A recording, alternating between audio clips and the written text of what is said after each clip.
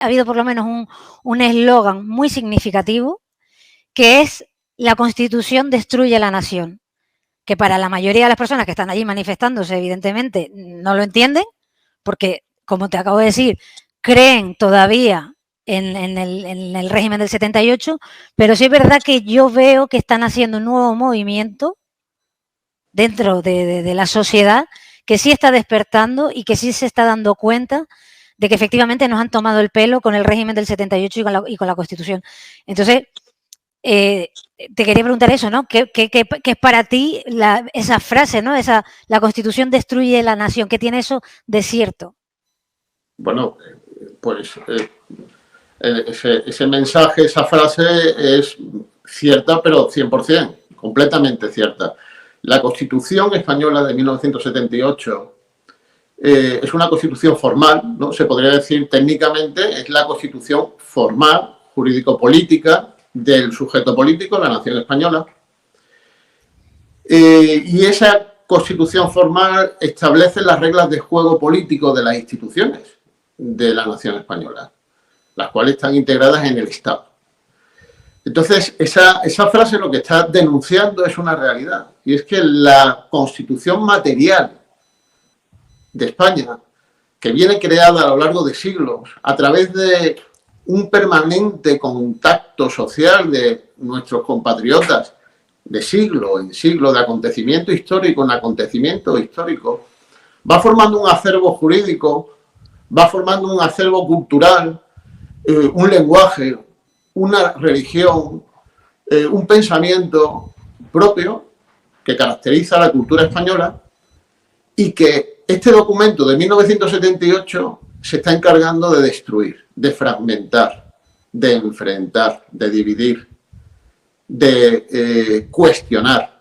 ¿Por qué está pasando esto? ¿Por qué las instituciones del Estado trabajan solidariamente en esa línea? Porque es que está dentro de las reglas establecidas por la Constitución de 1978. Y esas reglas son las que están destruyendo la Constitución material, lo que es la nación española.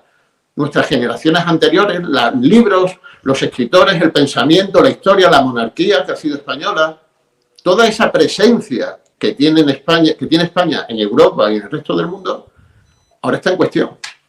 Pero la cuestiona la coyuntura política que da origen a la Constitución de 1978. Por eso esa frase, que es acertada, es cierta. Bueno, de entrada, Antonio García Trevijano, que a mí me encanta, porque se puede decir que fue uno de los primeros negacionistas de España, porque él directamente, sí, porque él directamente negaba la existencia de la Constitución. Él decía que en España no había Constitución. Directamente niega la existencia de una Constitución. Y lo explicaba diciendo, por un lado, desde el punto de vista formal, que es algo que quiero que expliques también, que muchas personas no saben, en cuanto a que nunca hubo un periodo de libertad constituyente en el año 78, y por otro lado, desde el punto de vista material, porque decía que la Constitución española no protege los derechos del individuo frente a la mayoría, que precisamente es el objetivo, ¿no? Debería ser el objetivo, y que esos derechos individuales fueran infranqueables. Entonces, yo creo que es una cuestión importante que creo que en la que tendremos que profundizar. Sí, bueno, tienes razón. O sea, en primer lugar, no es nada fácil entrar ni siquiera en una entrevista de 10 horas a ir desmontando, en primer lugar, la mentira que hemos ido montando en nuestro cerebro a lo largo de estas décadas todos los españoles. Porque es que a mí me llevó también mucho tiempo, Cristina, desaprender todo lo que me enseñaron en la Facultad de Derecho. Entonces, voy a intentar ser lo más ilustrativo, yendo a la esencia de la cuestión, ¿no? Partiendo del pensamiento de García Trevijano, de don Antonio García Trevijano. Una constitución formal, que es ese documento del que se dota una nación para crear las instituciones políticas que gobiernen a esa nación, necesita en primer lugar separación de poderes. ¿Qué quiere decir separación de poderes? En primer lugar, que las funciones que desempeña el Estado, que sería el Poder Ejecutivo y el Poder Legislativo, estén totalmente separados. ¿Y cómo?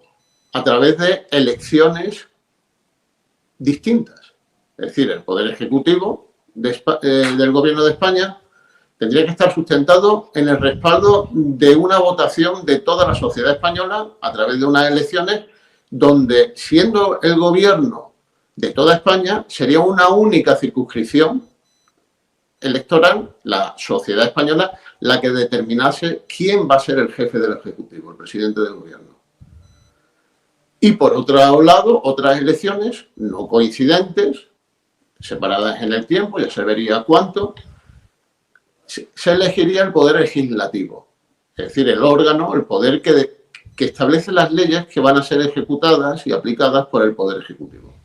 Esto genera una separación y una vigilancia de dos instituciones políticas que tienen que obedecer a quien elige ese poder, al elector, que este es el tema.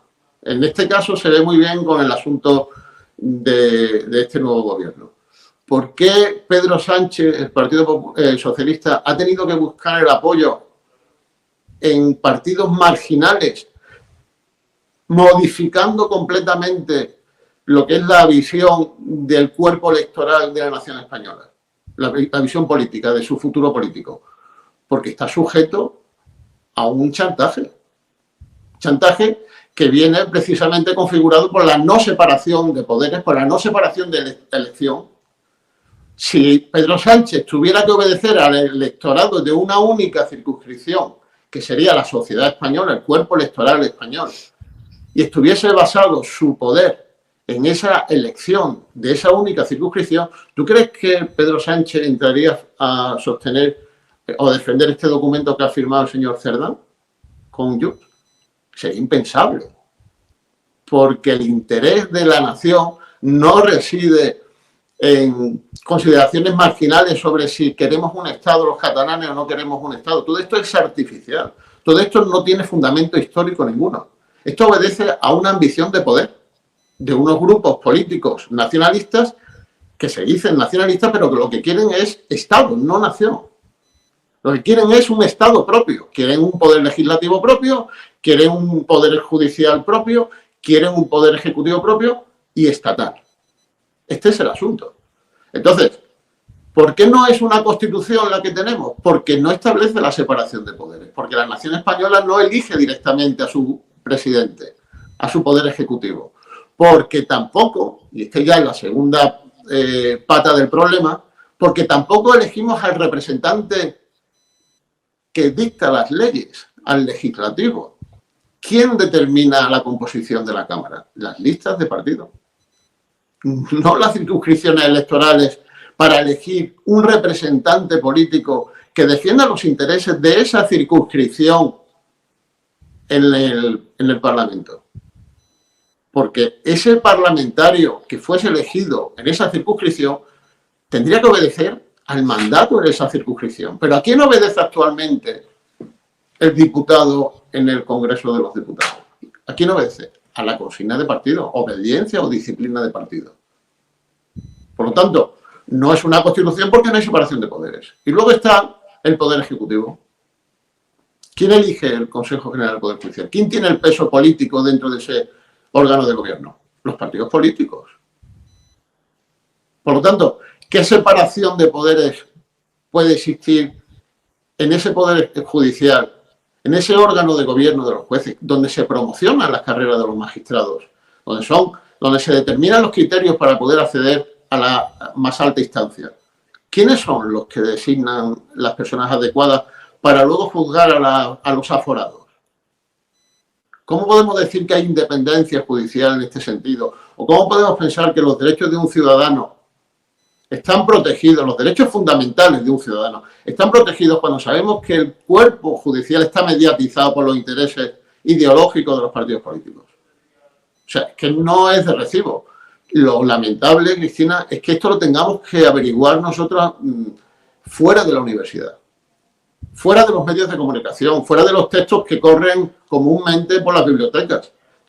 Tenemos que encontrar a un sabio, que es García Trevijano, y además casi de manera azarosa, porque estuvo en el ostracismo durante años, para a través de él ir desenmascarando esta enorme mentira en la que vivimos, que esta es la cuestión. Estar protegidos y los ciudadanos estén indefensos. Exacto. Es que los que estudian Derecho Constitucional, Teoría del Estado, Hannah Arendt, los grandes trevijanos, saben perfectamente que una buena Constitución está para controlar el poder político. ¿Pero controlarlo frente a quién? Frente al ciudadano.